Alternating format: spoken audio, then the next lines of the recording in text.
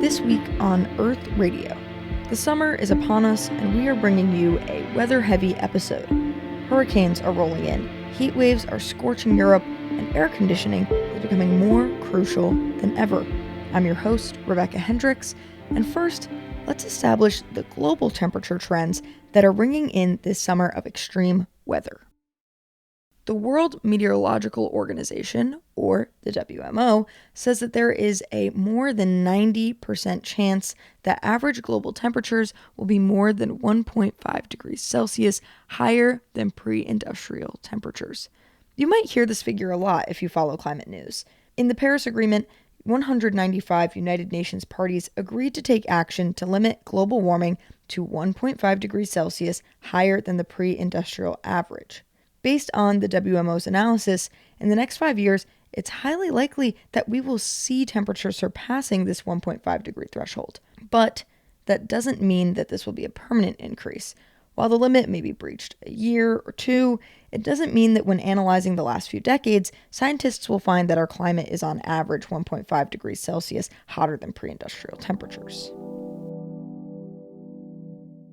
These higher temperatures, especially at the sea's surface, will usher in El Niño conditions. These El Niño conditions will bring an above-average hurricane season to the Eastern and Central Pacific. The National Oceanic and Atmospheric Association released its Outlook reports, which project a 70% chance that the Eastern and Central Pacific will have an above-average hurricane season. Weak trade winds will keep warm air lingering over these regions of the Pacific Ocean, which makes it much more likely for a hurricane to form. However, for those living along the Atlantic, El Niño conditions typically mean there's a lower chance of hurricanes. Be sure to keep an eye on the weather and stay safe. The summer has barely begun, and Western Europe was already hit by a deadly heat wave. The record-breaking heat wave was caused by a heat dome, when warm air from northern Africa moved to Western Europe and got trapped in a high-pressure system, leaving the warm air with nowhere to go. A heat dome is kind of like a lid on a pot.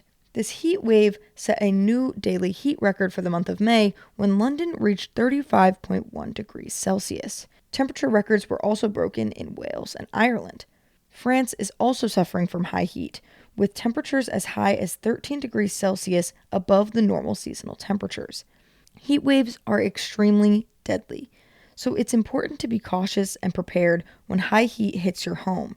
It is particularly important to be cautious when exercising or participating in sports. France confirmed that in the heat wave, 7 people died. A few of these deaths were related to sports. With the World Cup and the French Open this summer, it's important that athletes and organizers take precautions to keep both athletes and fans safe and healthy. The UK's Climate Change Committee warned that air conditioning will be necessary for survival in Britain as global temperatures continue to rise.